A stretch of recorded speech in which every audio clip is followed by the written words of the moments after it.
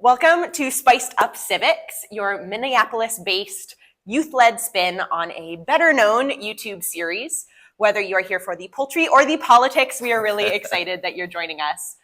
We're joined today by Jazz Hampton, who is running for mayor right here in Minneapolis. He'll be answering some spiced up questions with some spiced up food. Today, we actually relocated to the Minneapolis Central Library, shout out, and got our chicken and fries from Raising Cane's. A little bit of a different vibe for us today. So some things haven't changed though. As always, we have a lineup of 6 hot sauces today, made right here in Minnesota, except for our final one, a trader from Wisconsin.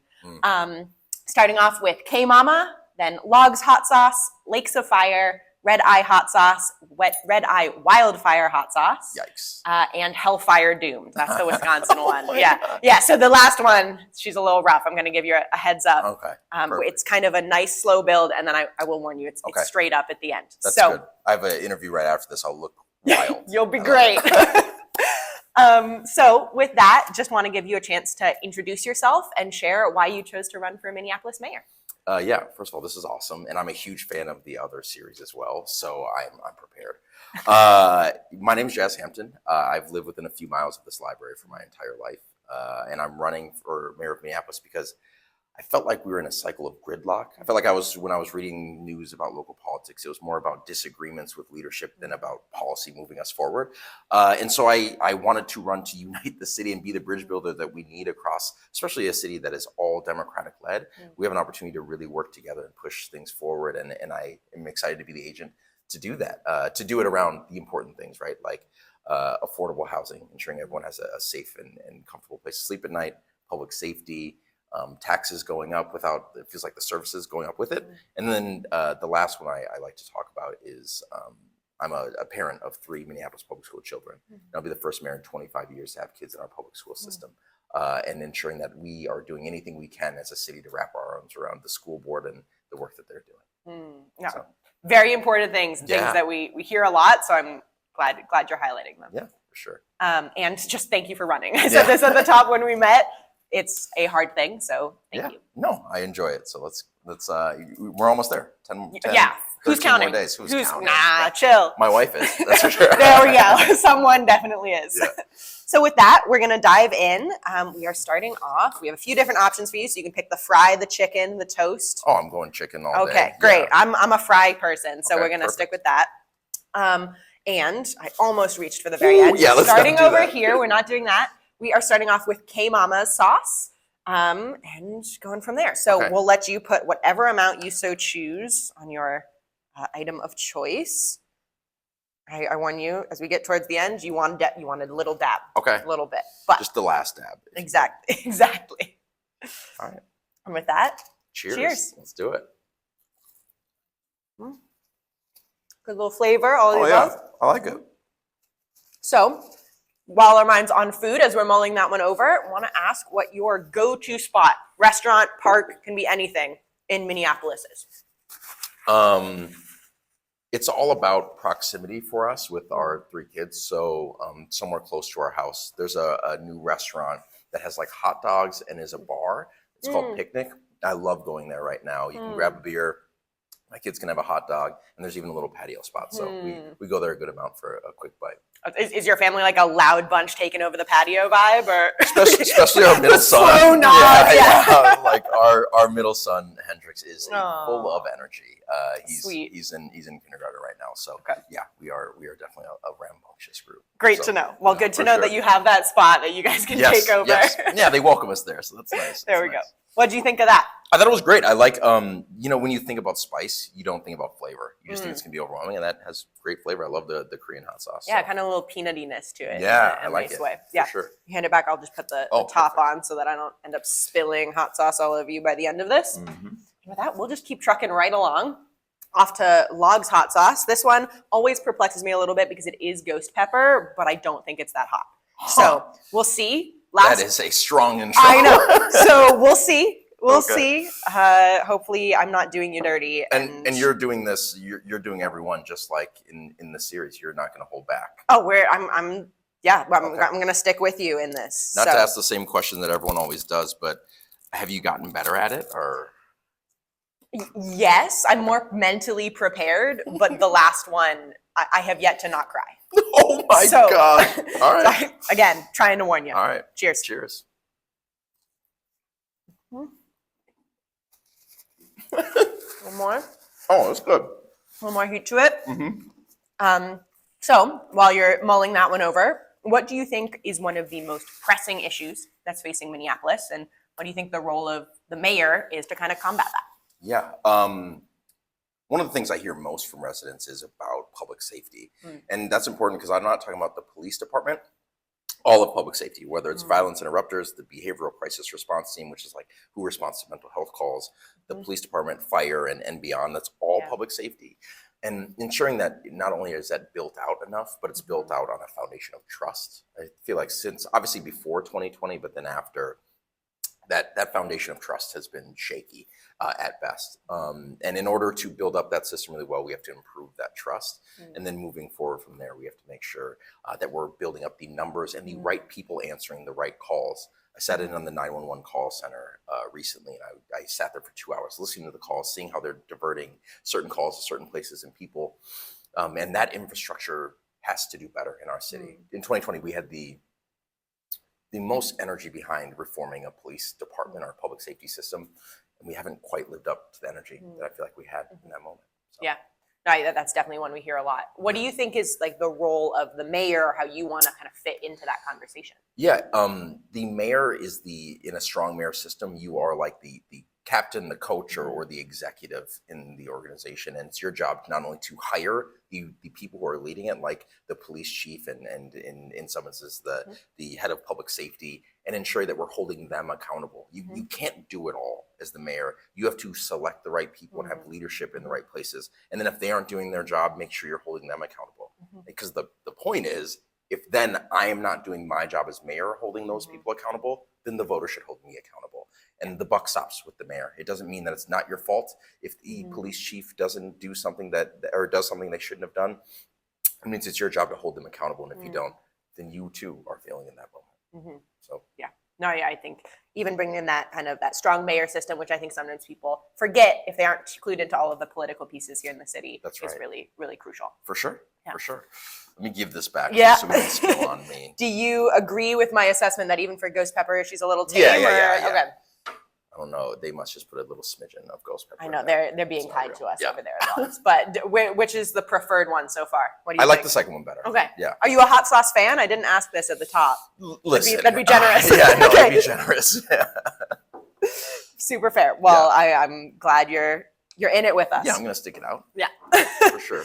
So this one you can tell a little hotter, has the little helps you pour. It's a governor. It's like, relax, don't do what you want to do. I feel that. Yeah, don't make mistakes here. It's trying to help you out. So we'll dive into Lakes of Fire. I actually haven't had this one. Charlie's told me it's good.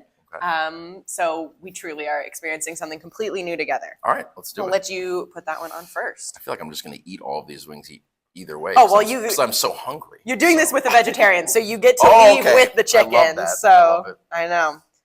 The perk of doing it with me and not Charlie. Cheers. Oh. Okay, so that one, it tastes more like spices trying to be the goal here. Yeah. Yeah. Okay. It has an interesting first flavor. Yeah. Well, as we're thinking of that, what do you think, speaking of that strong mayor system, et cetera, best prepared you to be mayor of Minneapolis? Yeah. The city it's an organization, is a $1.9 billion per year organization with 4,000 employees. To the point that I made in the last question, you have to hire the right people into those places. And in my day job as the founder of a company that has hired a lot of folks and managed the entire organization, I have the leadership experience that I believe we need in this moment. And then listen, beyond that, all of the things I've done in my professional and nonprofit career for the last several years have prepared me for the moment as well. Being a public defender when I was still in law school, understanding how to use the law well, and then going and being a corporate lawyer and being in court as a lawyer, whether it's representing Fortune 5 companies all the way down to startups. And then I left and started the business that I currently run now, being a small business owner in this city and understanding how to build and be a leader in this moment. And then I'm on nonprofit boards like Catholic Charities for the last 5 years, addressing affordable housing and the pervasive homelessness crisis that we're facing. I'm a lawyer that has been on the board of the Great North Innocence Project and successfully represented wrongfully incarcerated individuals. I'm on the board at Minneapolis Foundation, which is the largest philanthropic organization in the city of Minneapolis, in the state of Minnesota, actually. All of those experiences are even the things that we need to address in the city of Minneapolis as well. And so across the board, having those backgrounds and the ability to address those things has been what I think has prepared me for this moment. Yeah, I mean, definitely, you're talking about a lot of buckets. And I'm familiar with your small business, but could you share a little bit more about that? Yeah, so my undergrad is actually in computer science, and then I went to law school. Truly a jack of all trades. Yeah. Okay. Well, I was sitting there in a web development group at 3M in a summer internship, and it was like an aha moment. I was like, oh, I can't be in this queue with folks that are more introverted than me for like my entire life. That's when I went to law school. But anyways, the business is an app called Turn Signal. It connects drivers to an attorney on a video call instantly when they've been pulled over to de-escalate the interaction, protect their rights, and get everyone home safely. And it started as an idea after the tragedy of George Floyd, but now we cover over 200,000 people across the country. It's an employee benefit at really big companies all the way down to small nonprofits. And it's being used every single day in states all across the US. So running that has been a thrill. It's been awesome. And I don't think there's anything I'd leave for other than trying to steer the ship that is the city of Minneapolis. So, yeah. Well, that's a big ship and a worthy one. Yeah, but for sure. Thanks for sharing that. Yeah, thank you. What'd you think? I thought it was good. I still like the flavor of the last one better, but I'm with you. And I feel like it is a gradual pickup. So we'll see how I do on this. Next up. Well, next up is Red Eye, a good little loon logo. I've said this before, but Red Eye has been very kind to us. Oh, sweet. And as we're doing this, that will not affect my feedback. your judgment. Yeah. Not sponsored or anything. They're just kind. They're just like, oh, you guys are the best. Oh, sweet. So start a new piece of chicken for you. It looks like it has like red pepper flakes in it. It looks meaner, doesn't it? It does. It really does look meaner. It feels like it's yelling at me already. Yeah. So we'll see. Well, I really respect the amount of hot sauce you're putting on, sir. Yeah. Well, now you're making me nervous, but I'll just spread it across the window. If you want to do that with the last one, it's your call. But that's the only one that I warn you All right. about. Cheers. Cheers. So, it's spicier. Through your campaign and others, and just the current political moment we're in, we're hearing a lot about ranked choice voting across the city. Yeah. And so, Big fan. Great. I'm curious if you can explain why you're a fan of it, kind of why you care about it, and why voters should be thinking about it this election. If you walked into this interview and they're like, you get to choose any hot sauce you want, and you chose this one, and they're like, oh, I'm sorry, that bottle's empty, we're out. And then that was the only one you voted for, and then someone else in the room got to decide what you got, you'd be upset. If they're like, oh, sorry, we don't have that, you get the spiciest one. You'd be like, whoa, that would not have been my second choice had I known that the first one wasn't available. That's what ranked choice voting is. It gives you the chance to be like, okay, I'll do this one second. Oh my gosh, you're out of that one too? I'll go here for the third. That's the beauty of ranked choice voting. You aren't diluting your vote. You're just ensuring that you have a second and third crack at it if their first or second does not work out. So I'm a huge fan of it. It prevents a giant political swing as well. Even if it's not everyone's first ranked choice that wins, oftentimes when used correctly, it is the person that the most people are happy with in that moment. I was going to be dedicated to not drinking this because they don't on the show, but I might have to. Yeah. Again, you put on a enthusiastic amount, so I respect the fact that you need to aggressive. grab a little bit of milk. Yeah. But yeah, I mean, ranked choice voting is such an important piece that I think sometimes people miss on their ballot. If you're comfortable sharing, do you want to share kind of how you're encouraging people to rank their ballots or anything along those lines? Yeah, definitely rank me first. Great, that's what I thought you'd say. So. And then, I don't want to tell people how to rank their ballot, but I will tell them this. Fully rank your ballot if you can. If you are comfortable with 3 people running this city in varying levels, fully rank your ballot. And the fact that the way I put it also is, it's kind of like applying to college. Apply to your dream school, even if you're not sure you can get in, and put that one first. but also apply to other schools that you'd also like to go to. Maybe if it's not as much as that first one. Mm-hmm. That's how I encourage people to rank their ballot. So no, that's I appreciate that. And yes, I suspected you say rank you first, so it makes perfect sense. Yeah. What do we think? We're getting a little dab. We're getting a little water. Yeah. Oh, I was an aggressive amount. I gotta be careful. You went back for more, sir. Yep. All right. I'm ready. Oh man. So with that, we're sticking with the red eye world, but this is their extra hot edition. So it's the extra hot version of what I just version of that. That's the mid. All right, so, I'm ready. I was born ready. My dad is going to be mortified with how much this is hurting me. He's going to be so embarrassed. We won't tell him. You don't have to send him this link. Yeah, I'm talking to my brothers and sister. Do not send Dad this link. Yep, of course not. Do not send it to him. They'll just have it as blackmail over you. Yeah, that's right. Yeah. Okay. There you go. Extra hot, this one. All right, I'm going to be less generous on this go around, but I want the camera to see, what I'm doing. How do we feel about that? Yeah. No, a respectful. All right. Respectful two drops. Yep. Okay. And I'll give you a heads up of the question before we dive in. Thanks. Curious who your biggest role model is. Oh my gosh. Cheers. Barack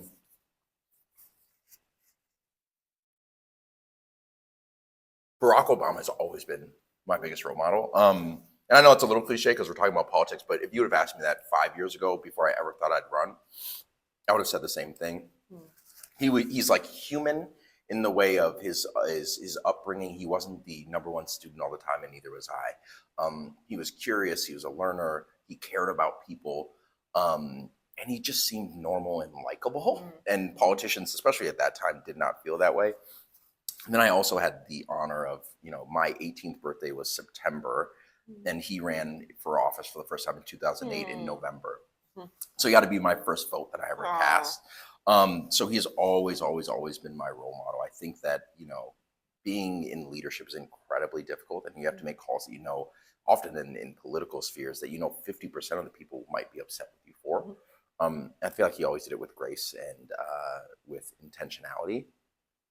So I've always been, I think I went to law school, a good portion of it, because he had, and I liked the path that he had charted. I've never met him, but maybe this will put it on the map. One day. Yeah, he's going to watch this. And he's gonna be like, all right. Oh, you mean this? Like, yes, okay. Literally this. Not running for mayor, this YouTube video. I am honored. Yeah. You got to speak it into existence. We won't send it to your dad, but we will send it to Barack Obama. And if Barack responds, then we can send it to my dad. Then it's all fine. What do you think of this one? Did it feel a little better? It did. I definitely think I overdid it on the last one with the amount. So being a little more moderate was worth it. Yeah, it's a hotter sauce, but you didn't overwhelm yourself. So that's good. So we are on to the last one. The last dab. The last one, indeed. Yeah, you can decide the amount that you so choose. There's all these other options, water and milk. And we'll go from there. Thank God you just did that to give me a chance to drink some water. Give you a moment to drink water. This was a plan. You just did this to be nice to me. It was all part of the strategy, Jess. Yep. So, thank you very much. Much like the last one, really the last question we want to ask you, want to give you a heads up of what is the one last thing you kind of want to leave our audience with that you want them to know about you or your campaign? Okay. With that, go to Hellfire Doomed. Oh my God, the title is so I know. You actually, diabolical. when you order it, it comes with a sticker saying you survived. So, the gasp. Survived. Yep. And they don't even have like the little governor thing to make sure I don't put a whole bunch on. Nope. Yeah, you can really make bad choices with Hellfire. Charlie did last time. You really. It says that. Yeah. Okay. Listen, I'm gonna give real feedback. Yep. Okay. Is that a lot? I would consider that a lot, but sir, you're good. Guess what? Running for mayor is a lot. And you know what I say, that running for mayor is like a pie eating contest, and the prize for winning is more pie. So cheers to that. Cheers to that. And the last thing, I also tried to take so much chicken to offset how much hot sauce. It didn't work. Yeah, good luck. What is one thing you want our audience to know about you or your campaign? I want people to know, for my entire life, I've been someone who leads with wild positivity and optimism. And on top of that, in any sector that I'm in, whether it's going to play pickup basketball or starting a business. And when it comes to the city of Minneapolis, I also love this city. And that's the kind of leadership that I'm bringing into office. I'm so proud of what our city is and what we have become, but I want to make sure we live up to the full potential of the city. And when people go and vote for me and they rank me first, I want them to go into the ballot box feeling that same '08 Obama excitement that I felt. I don't want them to be voting against someone. I really, really don't. I want them to be voting for a vision of the city that it's exciting to them, that they're looking forward to. And so if I had a parting note, it is like, please go to my social media channels, Jazz for Mayor, Jazz FOR Mayor, not the letter, or not the number. Go to Jazz for Mayor, and I post a video every single day on social media explaining what kind of mayor I'll be. I posted 80 in a row. And seeing that gives a good insight to who I am and what kind of leader I'll be. So go check those out, and hopefully it'll make you want to rank me first. Totally. Thank you for sharing. How are you feeling? That was a pretty good answer. When I know how much you're suffering. Oh my! I do feel like my tongue is quite literally on fire, but it feels manageable. I will say, our friends over at Red Eye, that was my favorite sauce. Great. Oh, I'm sure they will love to hear. Yeah, if this is your favorite sauce, I think I'd have you serious have other problems. Errors in They'd be like, you actually aren't on my ballot anymore. That's my favorite sauce. Yeah, I feel that. But last thing I will say also is thank you for what you all are doing. This is very cool. You're very engaged at an age where I was not engaged at all. And that gives me that same kind of hope for the next generation of leaders that we're going to have as well. So I really appreciate what you all do. Thank you. It means a lot, and right back at you. Thank you for running. Thank you for making it through all of them. Yeah. And hope you have a great rest of the campaign as we head towards the last few days. I need this. Indeed. And Election Day is November 4th. Polls close at 8 p.m. Make sure you're in line and fill out that whole ranked choice slate. That's right. Thanks.